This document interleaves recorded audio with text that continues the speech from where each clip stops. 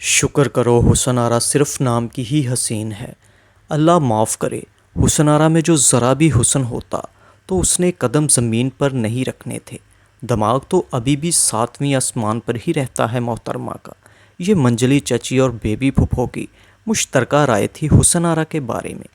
خاندان بھر میں اپنے چڑچڑے اور تیکھے مزاج کی وجہ سے مشہور حسن آرا خیر سے 4 بھائیوں کے بعد جب دنیا میں آئی تو مانو اماں کی تو خوشی کی انتہا نہ رہی۔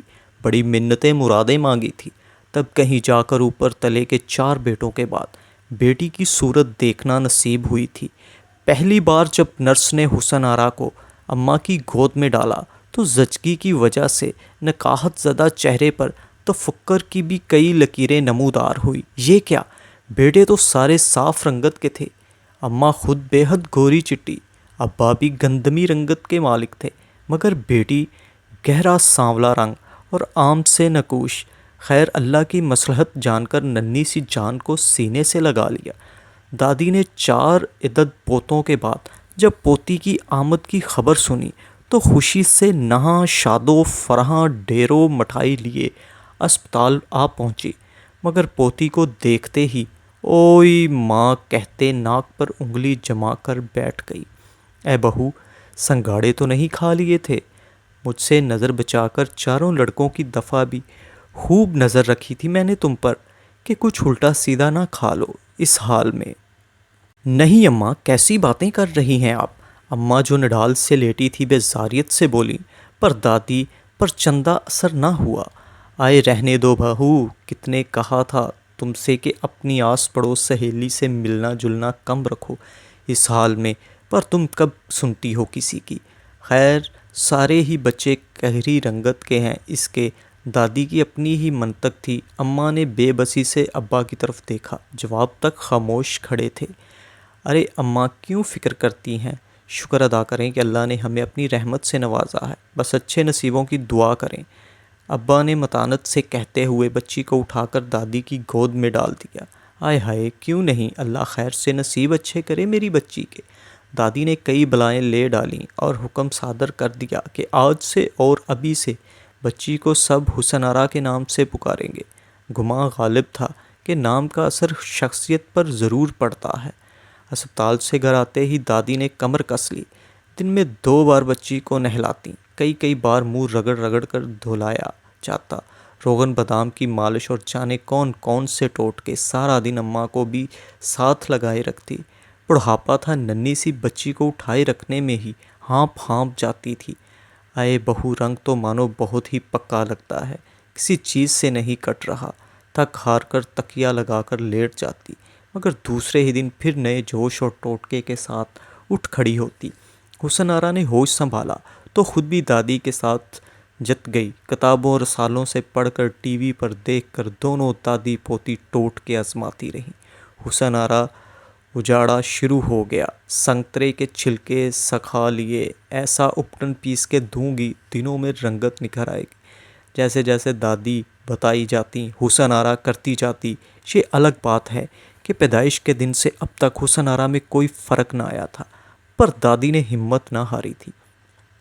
حسن آرا کی بڑھتی عمر کے ساتھ اماں کے وظائف بھی لمبے ہوتے جا رہے تھے، مگر قسمت پر ایسا کزل لگا تھا جو کسی کنجی سے نہ کھل رہا تھا۔ اب تو حسن آرا نے بھی تھک ہار کر سارے ٹونے ٹوٹکے چھوڑ کر پارلر کی مصروفیت میں خود کو گم کر لیا تھا۔ عمر کا 35واں برس لگا تو اماں نے کہہ سن کر ایک بار پھر وچولن کو بلا بھیجا۔ 1000 منتیں ترلے کر کے منہ مانگے پیسوں کا لالچ دے کر کوئی مناسب رشتہ لانے کا کہا۔ دوسرے دن ہی وہ ایک بڑی بی کو ساتھ لے چلی آئی۔ بڑی بی نے 2 سال پہلے اپنے اکلوتے بیٹے کی شادی کی تھی۔ بچے کی پیدائش پر ہونے والی پیچیدگی کی وجہ سے بہو چل بسی تھی۔ اس عمر میں ننھے سے بچے کے ساتھ گھر سنبھالنا ان کے لیے محال تھا، چنانچہ سلجھی ہوئی خاندانی لڑکی کی تلاش میں سرگرداں تھی جو گھر اور بچہ دونوں سنبھال لے۔ اماں کے اخلاق سے متاثر نظر آئیں، خوش دلی سے ملی، سرسری نظر حسن آرا پر ڈالی، ایک آدھ بات کی اور چلی گئی۔ کچھ دنوں بعد ہی وہاں سے ہاں کا اندیا مل گیا۔ وچولن کو بھی اپنے پیسے کھڑے کرنے کی جلدی تھی۔ آنا فانا اماں ابا کو ساتھ لیا اور لڑکا دکھانے چل پڑی۔ ابا توصیف میاں کی متانت اور سنجیدگی سے متاثر ہوئے۔ اماں کو بھی دھیمے مزاج کے سلجھے ہوئے توصیف میاں بہت بھائے، لیکن بیٹے کے مزاج سے ڈرتی تھی کہ کہیں شادی شدہ ایک بچے کے باپ کا رشتہ سن کر انکار نہ کر دے۔ جانتی تھی کہ جب نوعمری میں کوئی ڈھنگ کا رشتہ نہ ملا تو اس عمر میں تو کنوارے لڑکے کا رشتہ ملنا ناممکن ہی تھا۔ اماں نے خود ہی حسن آرا سے بات کرنے کی ٹھانی۔ رشتے کے تمام کوائف بما توصیف میاں کی تعریف و توصیف کے سب حسن آرا کے سامنے رکھ دیے۔ حسن آرا بھی اب وقت کی نزاکت کو سمجھتی تھی، مزاج میں بھی پہلے جیسے طنز نہ رہا تھا، سو اماں ابا کی رضا اور خوشی کے آگے سر جھکا دیا۔ شادی کی تیاریاں شروع ہوئیں۔ گو کہ یہ توصیف میاں کی دوسری شادی تھی، مگر حسن آرا کی تو پہلی ہی شادی تھی، سو اماں نے خوب ارمان نکالے اکلوتی بیٹی کی شادی پر۔ شادی کے دوسرے دن توصیف میاں ایک خوب گول مٹول گورے بیٹے کو گود میں اٹھائے چلے آئے۔ ڈرے سے معصوم سے بچے پر حسن آرا کو بہت ترس آیا، بڑھ کر کلیجے سے لگا لیا۔ وہ بچہ جو پیدا ہوتے ہی ممتا جیسی عظیم نعمت سے محروم ہو گیا تھا، حسن آرا سے ایسا مانوس ہوا کہ ہر وقت اس کا پلو تھامے ساتھ ساتھ رہتا۔ توصیف میاں ابھی دفتر سے لوٹے تھے اور حسب عادت اماں جان کی مزاج پرسی کے لیے ان کے کمرے میں موجود تھے۔ حسن آرا دل کی بہت حسین ہے، اماں ایک اطمینان سا ہو گیا ہے، اب کوئی بے سکونی نہیں رہی۔ منع کی طرف سے دفتر میں بھی سکون سے اپنا کام کرتا ہوں۔ توصیف میاں کے لہجے میں حسن آرا کے لیے ممنونیت اور عقیدت تھی، تو اماں کے لیے میں بھی مان اور پیار تھا۔ دل کو لگتی بات کی ہے توصیف میاں، حسن آرا نے منع کو بالکل سگی ماں جیسا پیار دیا ہے، اللہ سکھی رکھے بچے کو۔ اور دروازے کی چوکھٹ پر چائے لے کر آتی حسن آرا دل تھامے کھڑی تھی۔ اتنی عمر بتا دی ایکلا حاصل کے پیچھے، پتہ نہیں تھا کہ تن اجلا نہ بھی ہو تو من کا اجلا پن آپ کی چاروں طرف نور کے چراغ روشن کر دیتا ہے۔ حسن کا جو خراج آج ملا تھا وہ انمول تھا۔